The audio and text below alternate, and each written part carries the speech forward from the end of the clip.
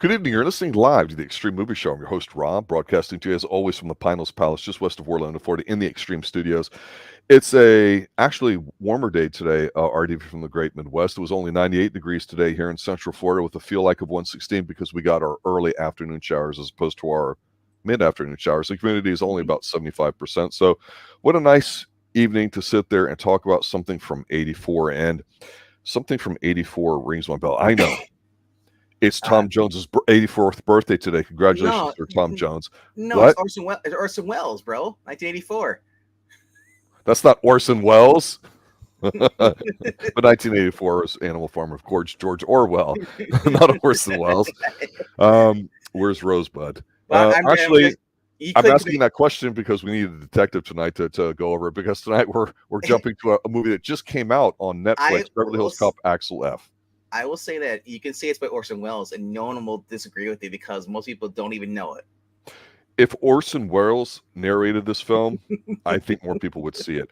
But that being said, I'm actually surprised because here's the thing with Eddie Murphy. I've watched him since I was a very young kid. Yeah. My parents have watched Saturday Night Live in the 70s. He was very vulgar. I watched him grow up in the 80s. He's got a lot of kids now, doesn't make a lot of movies.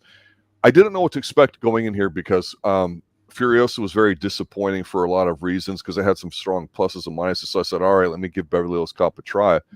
And to my surprise, while I don't sit there and go, oh, I love Beverly Hills Cop, I always thought the movies were okay, except maybe the last one.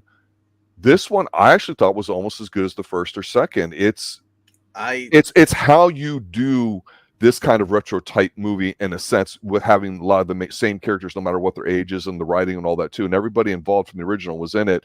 Like I say, that's always a good starting point. But initially, I got to sit there and say, if you're in anything about the 80s or you thought these were okay, this is going to be a fun film, and there's some really good action. They hit a home run with this. I think this is what I expect when people were making a product to go to the streaming services, this level of quality, because you do not find it. I think it's a very good film. Especially for a sequel after the third one would bomb horribly. Second one was okay. The first one was always my favorite because it was actually the original idea. Second one, you could saw they kind of were starting to get a little way. They try to recycle parts of the first one, and it's just like Ghostbusters 2. It kind of lost the magic of the first one. Yeah. They went to the second one. So this, Eddie Murphy says, you know what? And I saw an interview with him talking about, he's like, I've been doing all these weird family movies and all this stuff. He's like, do people forget that I can actually do like a rated R movie? You know, I can do serious. So he went back to this, and it's great because going into this, I haven't seen the third one. I'm thinking like, oh, this might be rough because it's been 30 years since since 1984, which the last one is. Which I felt was I gotta say this movie was really cool because they actually did mention when they're growing up his rap sheet record how many times he's been in Beverly Hills. They shit on that third one. Yeah. Oh my gosh. Yeah. They literally just right off the years that each movie came out and stuff. That's the and I gotta say I was pleasantly shocked.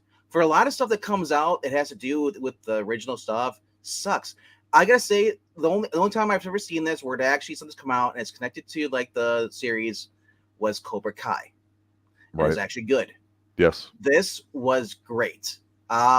This was basically, I felt like I was watching the first movie again. That's how good it was. It felt like 80s writing. It felt like I was back in the 80s again. With the cast, everything. They're older, obviously older now, but like you still had that magic of the first one, and it just shows you that when people care about something, they can actually make it good as the first one. But it wasn't half-ass. Eddie Murphy was in here playing it. You had Judge Reinhold. They even got the guy who played Taggart, who was in here too. Yeah. Was great. Paul Reiser. It's great to see some of the original cast. Then you include new people here. You got a girl playing his daughter, who at first I did not like until the very end. Me too. Yes, agreed. But she showed character growth, which really improved on her character throughout this thing. You also Jordan Gordon-Levitt, who that's a kid from 30 Rock on the Sun, playing a cop, and he's kind of like trying to be a tough guy. And then he's kind of like he almost seems like a Judge Reinhold character, from the first movie. Right. Yeah. Like a hybrid, but yeah. Yeah, hybrid of that. Because he's sensitive too. Okay, yeah. Just a little different, but yeah. Yeah. I could see that. Yeah, and of course they make the occasional joke in here where he's like, He's like, hey, the first time I'm arrested me on being black, you know. I know when the hands up, I ain't gonna reach for no badge, you know. And he's like, and he makes fun of the car. Every movie he makes fun of the car he gets arrested in California, Beverly Hills, because they are stupid little cars, compact cars, clown cars. This was just fun. I had fun with it. They brought back the music from the first movie. You know, it was just balls to the wall fun. And you knew damn well when you see Kevin Bacon in a movie opposite somebody, you know he's going to be a villain. Of course. And that's fine. And the last time I saw him as a villain was R.I.P.D., which wasn't a great movie, but he was the villain in that. And I got to say, he plays a damn well good villain. He plays that uppity kind of like a guy. He looks like he's been doing a bit of coke. Even does a bump in here in this movie as well, because he's part of working with the drug cartel. It was just fun all the way through. The helicopter scene, it was okay. I mean, I liked it. Yeah, it was just. I'm just thinking like, I love that Eddie Murphy said it's like, I thought you said you were a helicopter pilot. No, it's like, well, you know, it's like just crashed the last time. He's like, you didn't mention that. But Shooter McGavin, yes. I told you, Shooter McGavin. When they got into the whole thing with that, I'm like, okay, I wasn't expecting that, which was good. But I thought the stunt work was very good. I thought it's the best helicopter chase scene we've seen since Ninja 3: The Domination on the golf course. And like, oh, if only Shooter McGavin here, and they land, I'm like, holy shit, it's really Shooter. You know what I'm saying? Yeah. You also get Mark Pellegrino from he played Lucifer over on Supernatural for like a couple of different seasons. He plays the second in command to Grant, aka Kevin Bacon's character. So it was great to see him in this. And he had said on his Instagram when they asked me to do this, the script, he's like, why would I turn this down? This is fantastic. I'm working with a lot of cool guys that I grew up watching myself. You know, it's like it was a fun script, even though I don't play that much a role. And he's like, I just had fun. You know, yeah. It's you get the car chases. You know, you get Eddie Murphy being Eddie Murphy. You know, being Axel. You know, he has to deal with more obstacles this time. Bronson Pinchot is brought in here too again. We even had the girl from was it She-Hulk? I think it was. I would not know. You don't know because she was my name's was it Melissa or something, Allison or with it was something like that. So she was the Valley girl. She was the one that was showing the house off. And she plays that character. She played the same character. Yeah. She's playing the rich real estate agent that's obviously on some various form of drugs like Xanax. Well, it's just that's how much airheaded they are over there. Right. And, that's the thought. And I love it because that actress plays that type of character very well. Right. So it was great to see her kind of pop up. I was like, oh, at least she's getting some work and all, because that show over in Marvel wasn't really that great, So overall, you had a lot of returning characters, some new characters, and they all meshed pretty well together. I liked it. The only thing they would have popped would have been Danny Trejo popping up as part of the cartel. Would have been hilarious, just randomly throwing it in there. But I think it would have been very easy for this movie to have kind of just relied on nostalgia pop. But the thing about it too is it's got stuff in there. If you're familiar with the films, you can watch this without having watched the others. You're not necessarily going to miss a lot, but if let's say you're watching this for the very first time, you're like, okay, who's this old guy that's in all these, dad movies, right? Okay, what do you think he's a tough cop? Somebody doesn't know anything about it. It's got enough of the 80s stuff in it, but it is set in the modern times. They do adjust it, but they don't change the character in terms of, like, say, the language, the way he interacts, the way he tries to socially involve himself in something like getting a free room and those kinds of sweet talking things. And sometimes it works and it doesn't. And I think they could have just very easily relaxed on. Now they spent $150 million on this. It would have been more, obviously, if it wasn't going to be on Netflix. So it looks like it, and so you're like, oh Jesus, they're not going to make many of these. It's too fucking expensive. I would love to have seen this on the big screen. That's my disappointment, because I'm watching this going, this is too good for Netflix. There's a rumor that they might be making a fifth one as well. I'm not sure what they do. I mean, Judge Reinhold, he's up there. He's a little couple years older than Eddie Murphy. They're both they're probably in their late 60s. The guy who played Taggart is in his early 80s, I believe, if not. So I don't know how much longer he's going to be around to reprise any roles, but his role was it's just the same it was. We get a lot of the classic scenes we saw in the first all movies, Axel gets in the car behind them because when they're on a stakeout, and he's like, he always makes a comment about, you guys are the worst stakeout, the cops ever. I can see a mile away. It's like, so we get that. It's that cute scene at the end like that. The other scene, of course, is when Taggart shows up to help out Judge Reinhold, who's pinned inside the cartel house, the mansion where the gunfight is, and then he brings a shotgun. It's like, oh, we're getting that again. There's so many nods to the first movie. I love it. And it's just so much fun. I can't find anything negative about it though, really, that I did not like, because everything that I thought I didn't like turned out better at the end, especially in that. I mentioned that is the daughter at first, because I don't like her at all. Did not like her at all at first. Didn't hate her, but you're right. She was supposed to be that way. Yes, there's a way. At the end, she realizes, she realizes, he apologizes to her, and she apologizes right back. It's like, I'm adult. I shouldn't be holding, petty, stuff. It's like, I was your first kid, only kid. He doesn't know, and yeah. So I thought it was nice. They had a nice wrap up session with them too. Axel taking a bullet for her.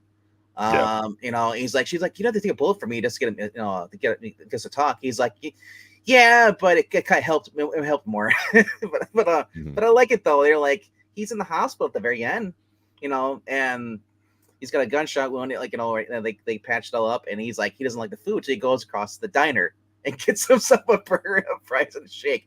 He doesn't want whatever that crap they're serving him. I don't blame him. We've all been there. Anytime you're in the hospital, absolutely. Hospital food is horrible.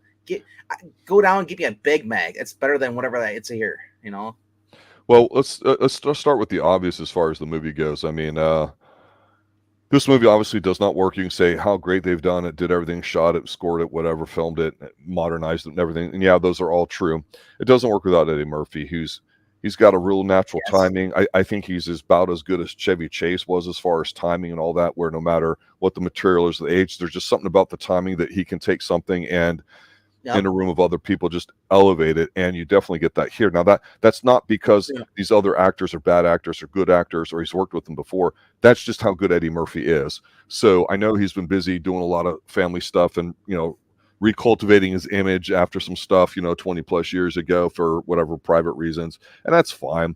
But I really appreciate when people who've gotten older revisit some old material, not necessarily as a cash grab, but where they see something in it. Just as I also appreciate when some actors say, why would I do this character again? I already lived, I already did it. There's nothing new to it. There's nothing more I can bring to it. In a recent review here on the Xtreme Movie Show, when we go from a season 1 review of a TV show, when we go through all the episodes, the young 20-something Professor Pixel and I do it, we usually break it up with a Bond film because, being in his young 20s, he hasn't seen all the Bond films, so we're going in order. Yeah. And we just got through talking about Timothy Dalton, how the film he was in was mid, although we like talking about a milk-carrying, assassin. But we said, hey, Dalton really works. Hopefully the next one's going to be better for him. I know that it's going to be because it's a fantastic one. Here, you look at Eddie Murphy and you go, he could have just easily rested on his laurels, but he doesn't. And there's a few scenes early on where he dials in that energy that he's capable of doing and gives it to you to show you that he can still do it. And that was smart. Because one thing about this movie I will point out that might be considered negative by some isn't necessarily the modern characters, his black daughter and her white boyfriend and all that, whatever. Yeah. It's the fact that it's a 2-hour-long movie, but it doesn't feel like it. It's well paced and everything else there too, but they find enough areas in that 2 hours that they can fill out a little bit of him being a dad, which you kind of don't really get in the first few movies. So there's a little bit of depth to it that you weren't expecting to get, and I think they did well with that. That made her character better at the end, which I do agree with you on.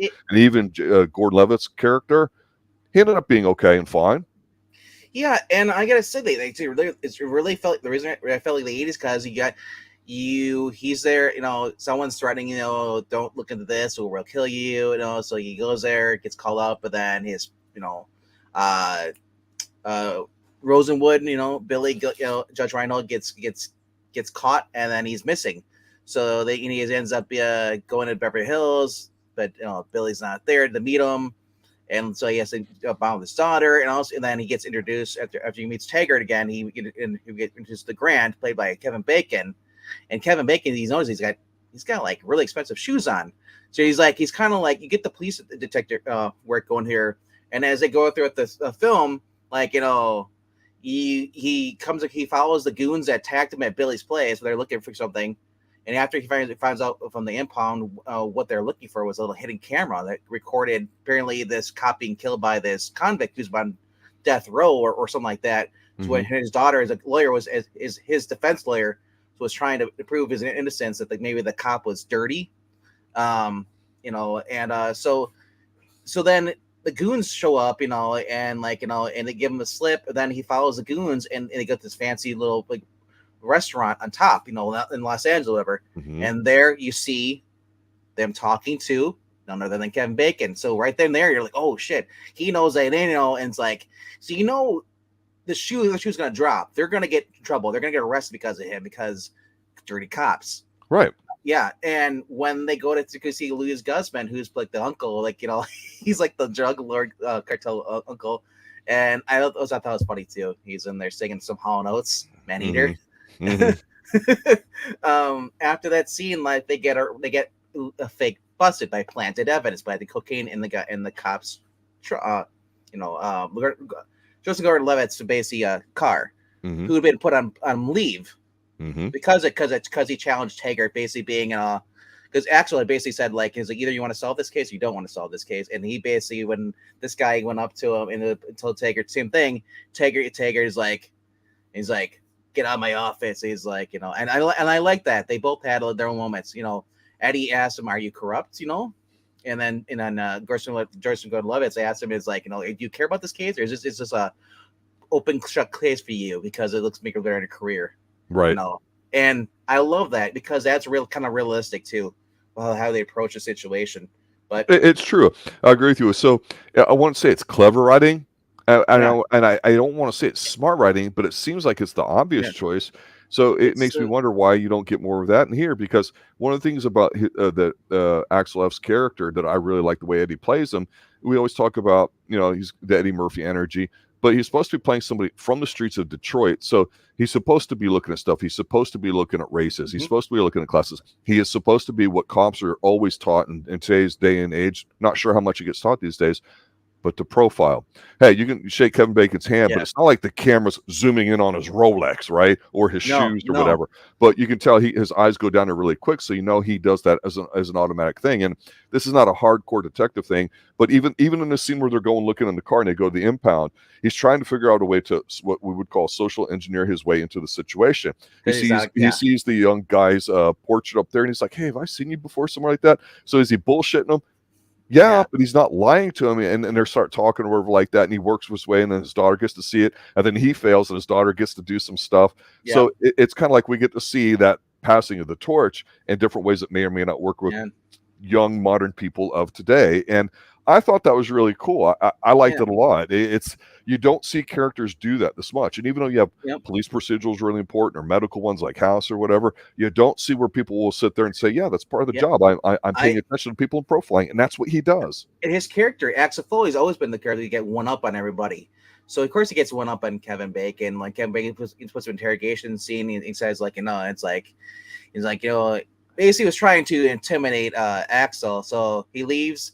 Axel, breaks out his own cuffs. He's done this several times. He did it twice in the movie.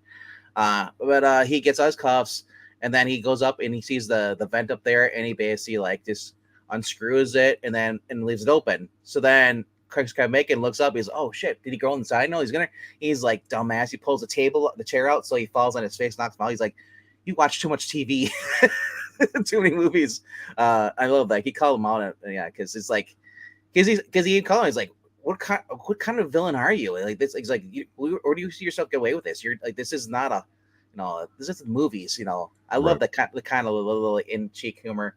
And then great about this is because I was looking at these are actually the writers of the original movie. That's why it was so good, because these guys just tapped back into what their movie kind of rehashed it a little bit, but updated it. Instead of going for the coffee grinds, they kind of combined it with the second movie where Axel's in the mansion, staying there.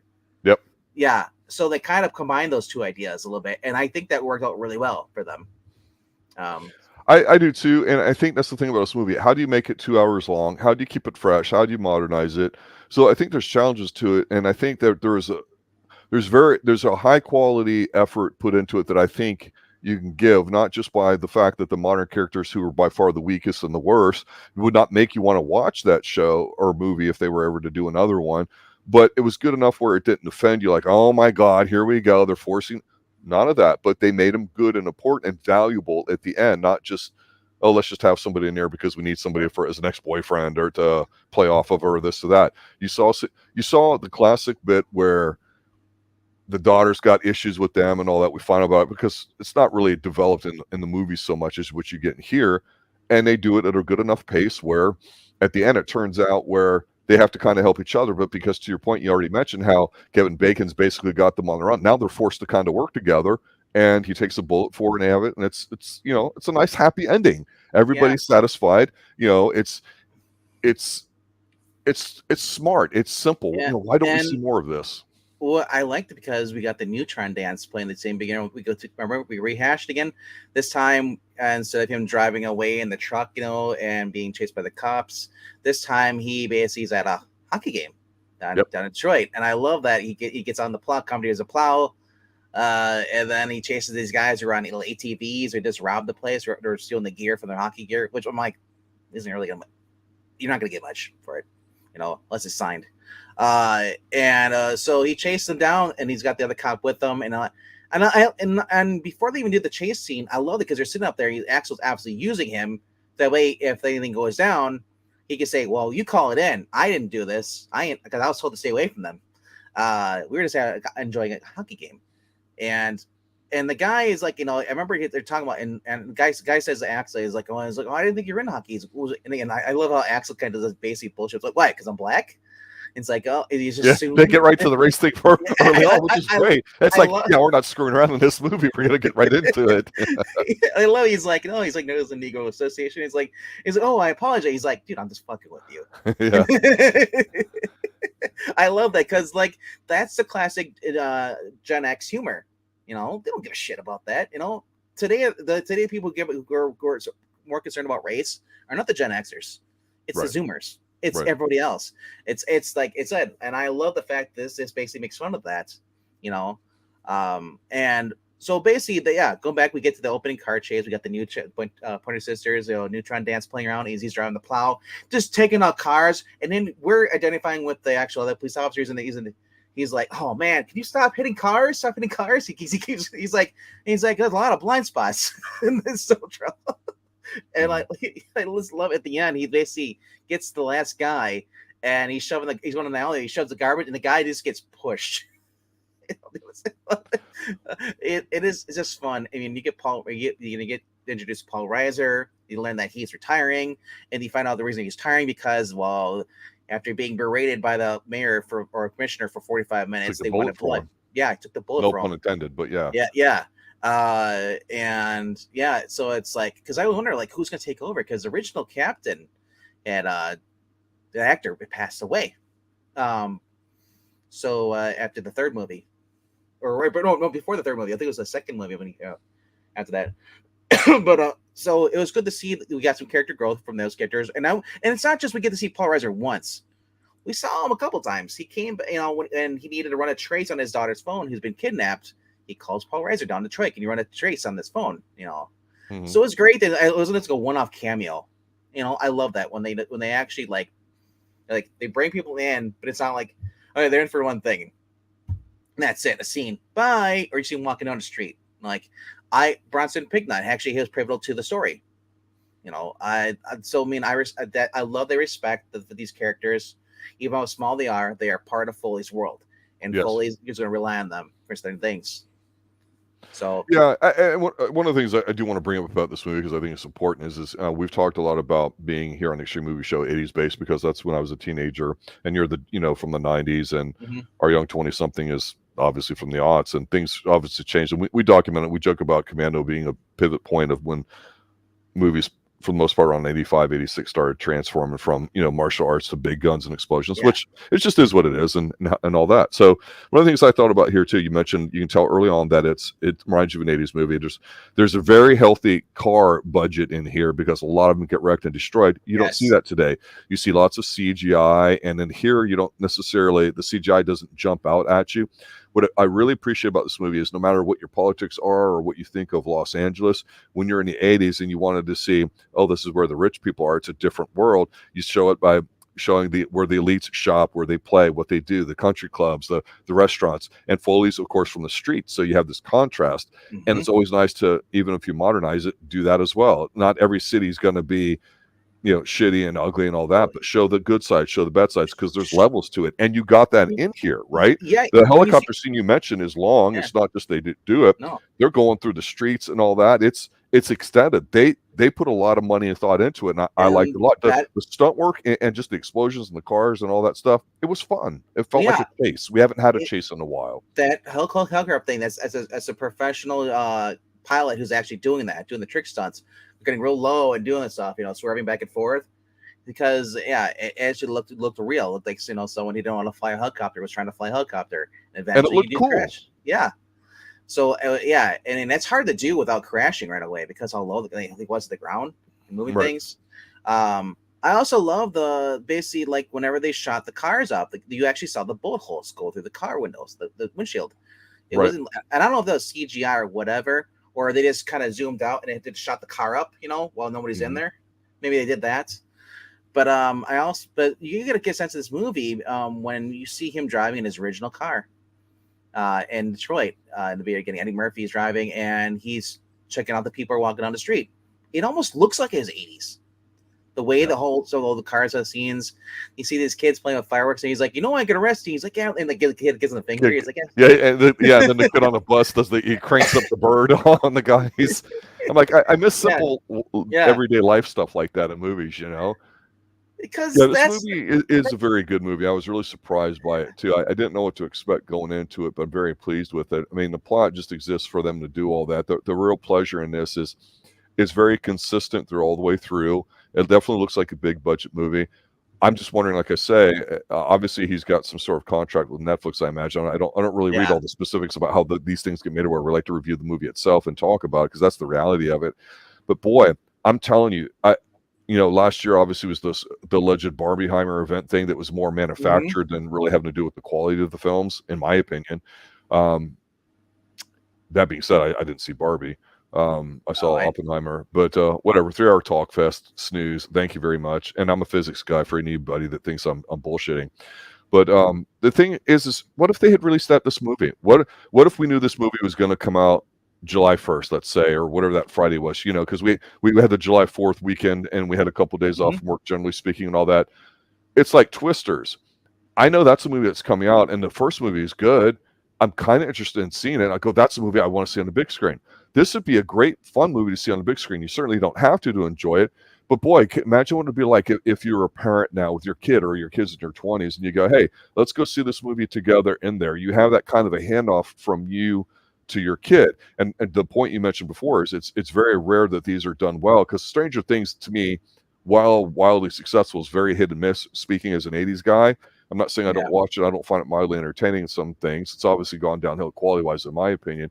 But I think that Cobra Kai is a great example of something that, if you don't know nothing about it, that got kids interested in the movies. And so the parents are like, oh, this is great. Now we can go back and watch the first one, second one, because they're mildly wholesome. They're not overly violent in a gratuitous manner, that we would say. But to me, I have no idea why this movie wasn't made. And they said, you know what? We think this still might be good enough where if we put it on the big screen, we can make a little money with it. Obviously, Netflix paid it, so it doesn't really matter. So I can't fault them for taking Netflix's money. But Jesus Christ, I just think in terms of popularity, this have made it bigger. But you know what? Maybe there's a metric somewhere where in reality, people might have word of mouth talking about it from the theaters. Maybe more people see it because it is on Netflix. I really don't know the answer to that one. I just know that the movies were well liked, and automatically my mind goes to, well, why wouldn't this been a theater? It would have been a fun summer movie, and I'm almost sorry it didn't make it for that reason. Yeah, and I always cringe when it comes to these movies come out. It's like, a movie can really good like this, and there's always gonna be someone like, oh, it was just boring. It was just retreading in the original movie. And it's like, okay, I guess you don't like good stuff then. I'm sorry, like this wasn't Lord of the Rings number 16 or a reboot of what you're going to be doing another reboot of. Well, it started with the original was called Shinobi. Now the new one, and then they did Fistful of Dollars. Now they're rebooting Fistful of Dollars. Yeah, with different people. Totally thing. And no Clint Eastwood involved whatsoever. But this movie actually had everybody involved in it. You had the one coming out of the writers, the actors, probably the same stunt crew, if I think about it. And the music was great on this. It was just fun, Yeah. I can't think of anybody not enjoying this, unless they are just one of those people that are just never satisfied. But I mean, there's already talk. I saw a couple different links already online said they're already going to be planning on making a fifth one. And I'm thinking, where can they go from that? From this, it's just like, don't bring I think I bring the daughter back. Is this be a recurrent thing? It all begins and ends with Eddie Murphy. Yeah.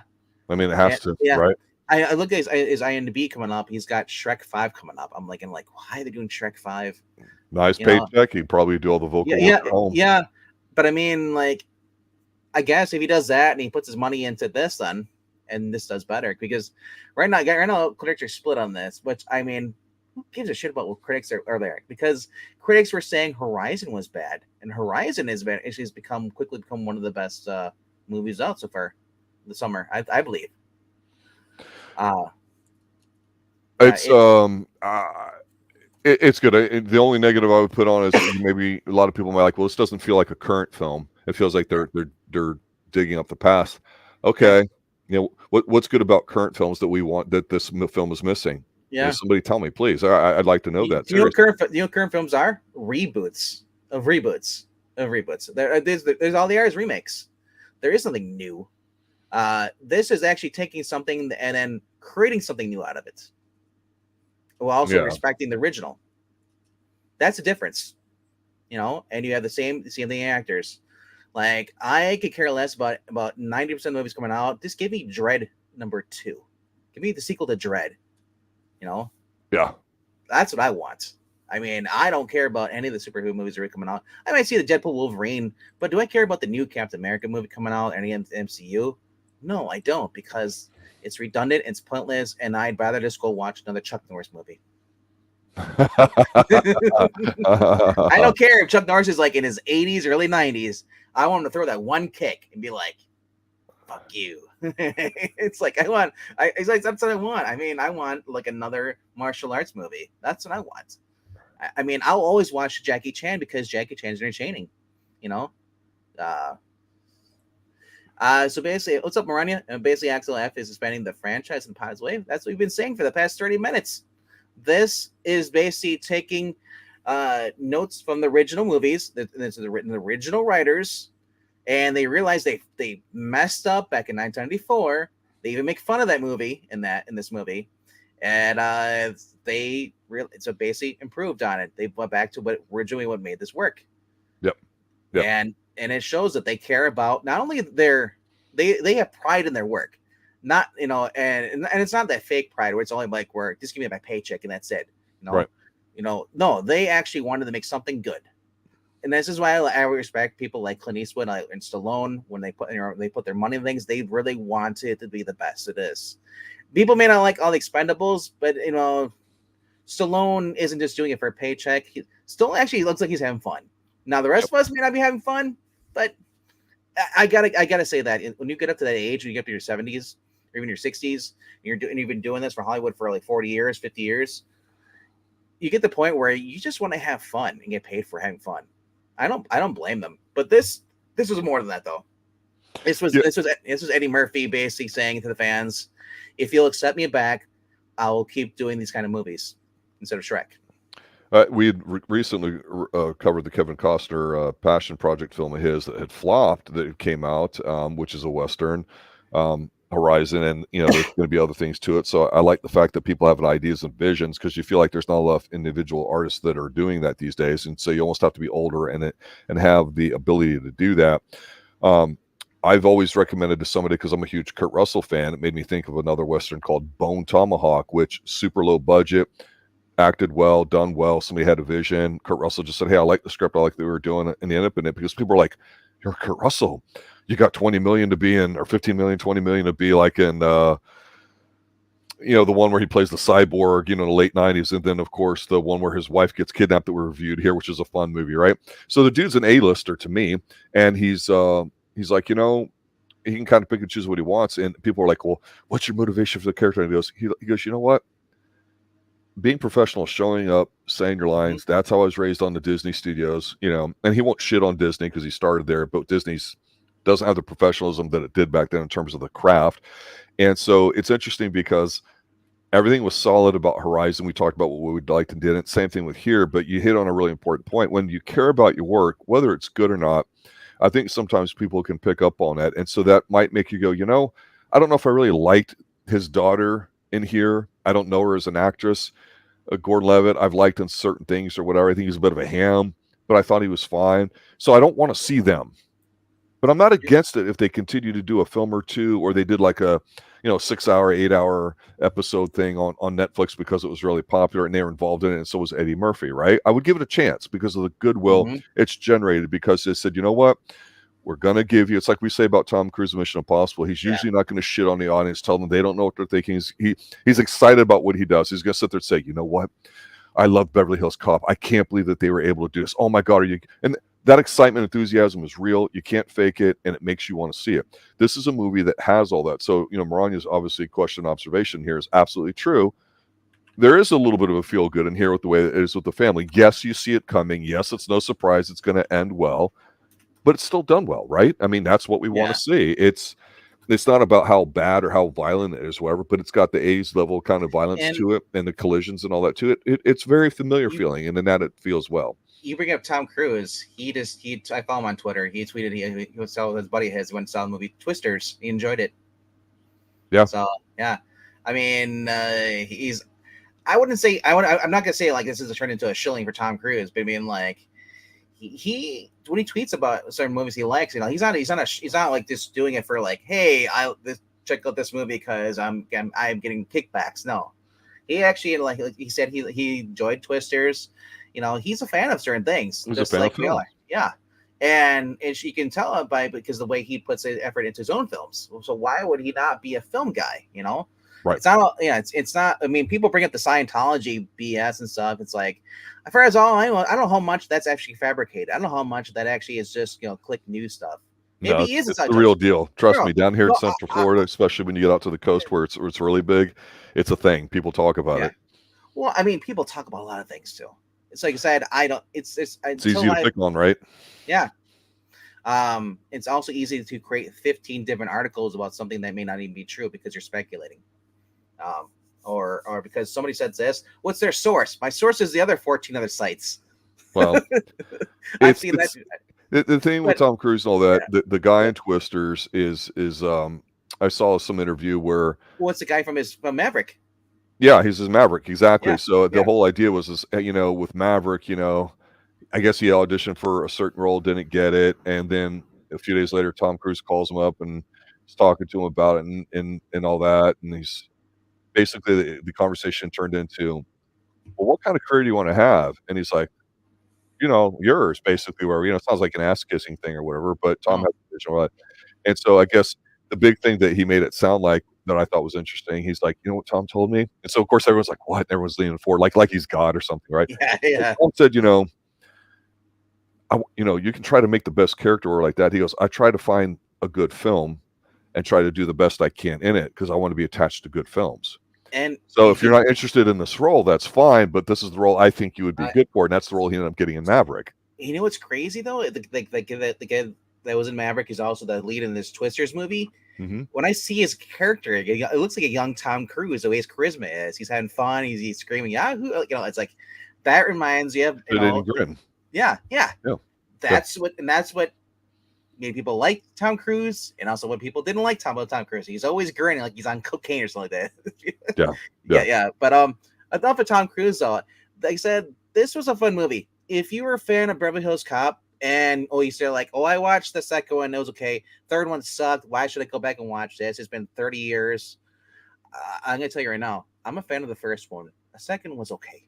It wasn't. I admit it. The third one was beyond horrible.